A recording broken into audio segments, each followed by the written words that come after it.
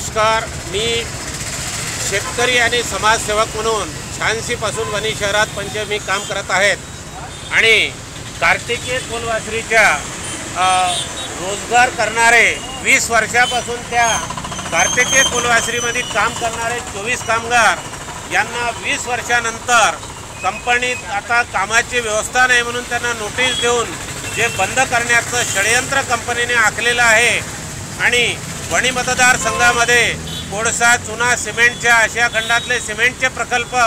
हजारो नागरिकांना घेणारे आहे, परंतु काही दलालाच्या मार्फत काही राजकीय पुढारी मतदान घेतल्यावर निवडून येतात, पदक घेत नाही, पैसा कमवण्याचं काम करतात आणि या होतकरू आणि मेहनती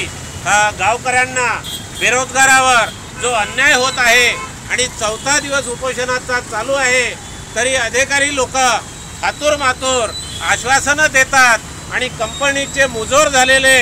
जे अधिकारी आहे, मॅनेजमेंट आहे, त्यांच्यावर कुठलाही दबाव नाही। मी या सर्व अधिकारी वर्गांनी जिल्ह्याचे जिल्हाधिकारी, या अमरावतीचे कमिशनर, महाराष्ट्राचे सचिव आणि देशाचे पंतप्रधान, महाराष्ट्राचे मुख्यमंत्री, जिल्ह्याचे पालकमंत्री यांनी या बेरोजगारांची दखल घ्यावी आणि 4था दिवस उपोषणाला चालू असून सुद्धा याकडे दुर्लक्ष करत आहे। मी या सर्व कंपनीवाल्यांचा एक निषेध करतो। त्यांनी अशा पद्धतीने क्रूरता दाखवू नये आणि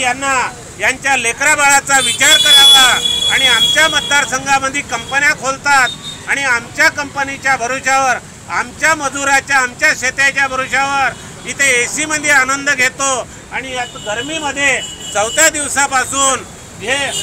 थकून गेलेले आहे आणि हताश झालेले आहे, तरी यांना न्याय दिला पाहिजे।